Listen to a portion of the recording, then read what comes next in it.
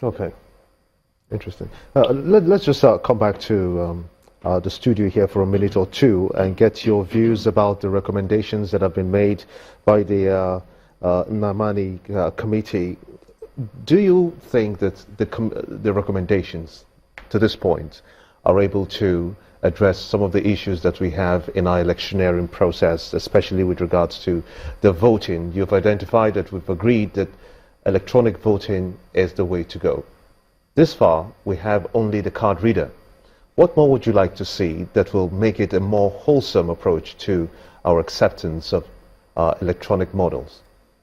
Why I keep making references to this electronic processes is that you had the Attorney General of Enugu State talking about enforcement.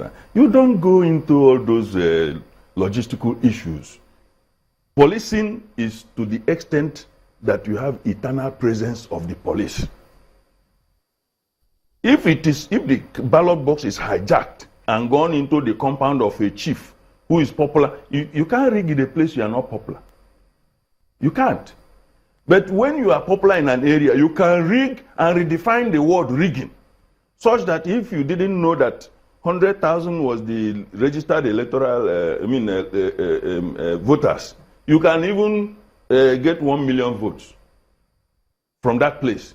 So the point we are making is that if you have a depersonalized process, starting from registration to voting, and you vote at your own will and win, not that somebody must say you come and queue up. It's just like you come to an ATM. The thing is there that you say within 1 week, all these things, the voting should end. You go to work, you take break, you come and slot your whatever card that you have, and it will register. Let me tell you, initially when the ATM card was fashioned, people thought that they could be going to the bank and coming out, but the bar was put. You understand? Once you come there and you have voted, you can't vote again using that card. Okay. Because it has been programmed. That seems to feed into part of what Ms. Eze did talk about, some of the recommendations of the Enugu State Governor. Ms. Eze, could you tell us, when you say he suggested that we'll unbundle INEC, how will that, because in many states now, if they conduct local government elections, the ruling power, the ruling party in the state sweeps almost everything. How will unbundling INEC ensure that elections will be free, fair, and credible in the states, for instance?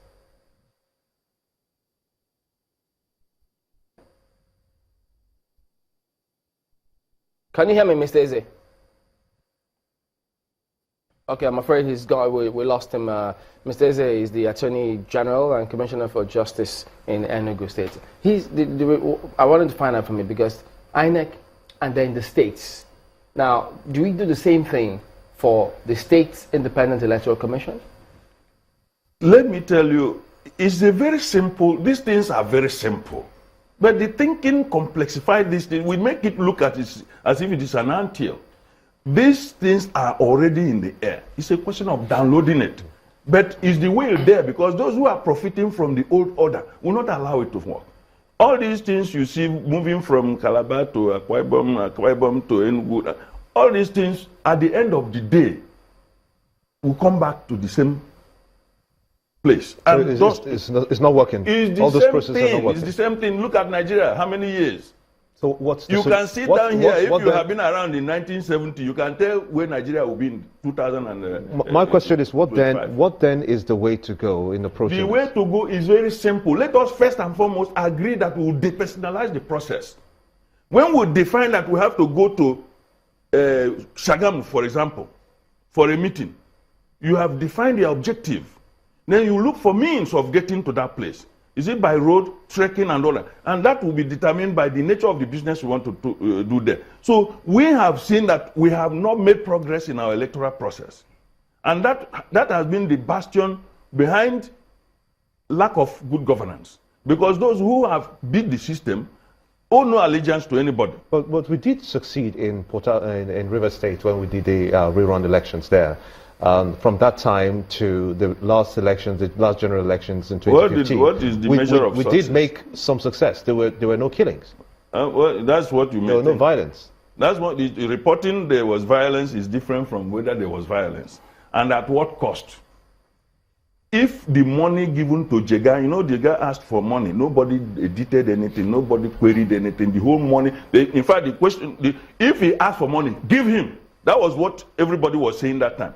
All the monies, if we used it to depersonalize the electoral process, we won't be talking all this thing here. Look at the money that we are still wasting, and we still waste human lives and other resources. For what? I think we may come back to that in a minute, but let's get Mark Ware. She's got a question to get in. Mark Ware?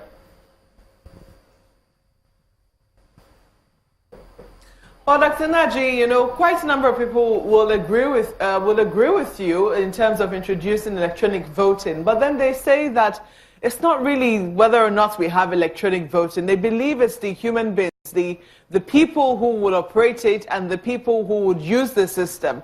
That if they have subverted this system we have now, what are the chances that they would not subvert an electronic voting system? Very well. You see, that is why this is the best way to go. Because I've just mentioned the issue of ATM card. Nigerians were warming up to going to the ATM card every now and then to pick money, even the fraudsters. But there is a bar programmed. I give you an instance. A Nigerian at the Euston station in London, he was pressed. He wanted to go and use himself. The written there is the amount that you must slot in. He used less coin, put in there. The thing didn't open. And he was under pressure. He wanted to ease himself. He thought it was this kind of thing he could rig. Until he did the right thing. He didn't have access. We all know about door access control systems. We pass through airports that function. If you have any metal, no matter how small, if it is programmed to pick that kind of metal, it will buy your access. So what we are saying is that in this card, chips could be configured to ensure that only you, even if somebody steals it from you, it will be of no relevance. It will be of no relevance, except that they may deprive you from voting at that particular instance. But another system can also be devised, whereby if it is stolen, you cite your number somewhere, and then, like door access control has 3 levels or 4 levels. They can be card, they can be biometric. There are different ways, but it is still the same you that will pass through. This is technology, and it's doable. It's everywhere. The commercial level now is not at the national level, but many banks have deployed a lot of things to show that these things are doable. But those people who are to do it, the political will to do it, is not there. Some of them who have the will don't have the knowledge that these things exist. And those who should advise them will not do so because they won't profit from it. So what we have is a catch-22 situation we have. What I'm saying is that electoral process that is still going this old system will continue to waste human lives, resources, and will achieve nothing. And there will be bad governance, and the people will be highly queremonious, and the polity will be hot, and nobody will benefit, and there will be no progress. But like a Christian, the Bible says, seek ye the kingdom of heaven, and every other thing shall be added unto it. If we depersonalize our electoral process,